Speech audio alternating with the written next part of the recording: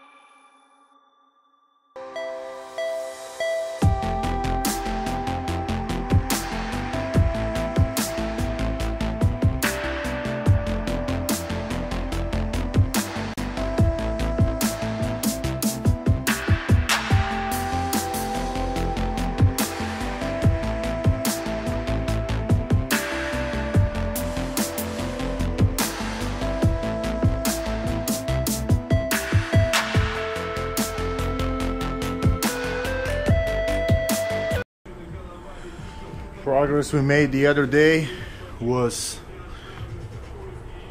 hooking up both solenoids, nitrous, fuel, purge. I've got a custom bracket.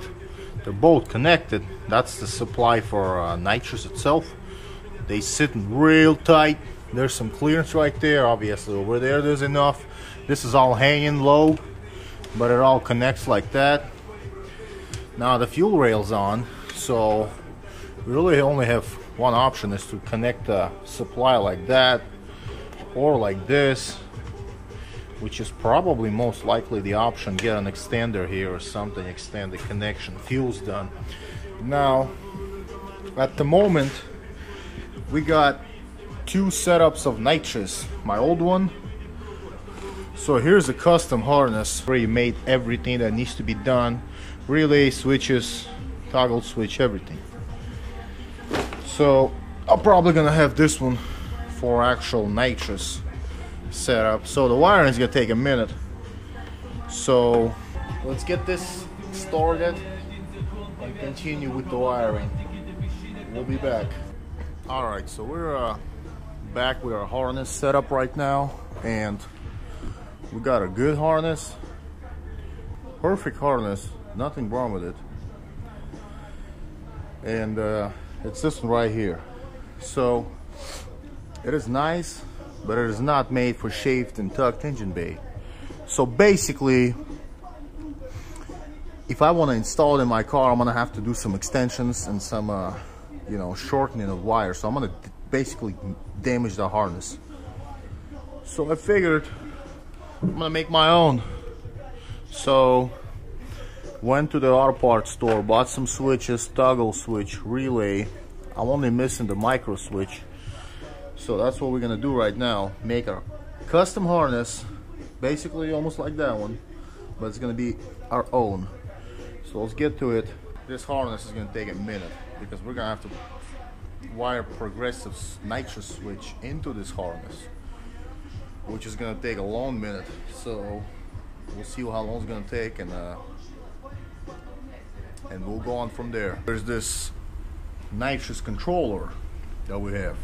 This thing right here is gonna save car parts, and it's just gonna be easier on an engine. Of course, yeah, I'm new to this stuff, so don't judge me hard, but I heard a lot of great things about it, and we're gonna do it. It's like basically like a boost by gear setup for boost. Boost boys knows that. Anyway, we have a power percentage and seconds to max power. Go online and read how it works. It works absolutely beautiful. Basically, you can select the power of nitrous, what percentage is going to engage and when is going to stop, and you can select, like I said, how much, and we're going to give it a second. So every time you let off the throttle, wide open throttle is going to wait a second, engage like at 70%, and a second later it's going to engage like all 100%. So it's going to be slow push. That's going to save. Of course, it's going to be better for launching, and that's going to save rods, bearings, rod bearings, axles, and a few more other things. So let's get busting on wiring and keep going.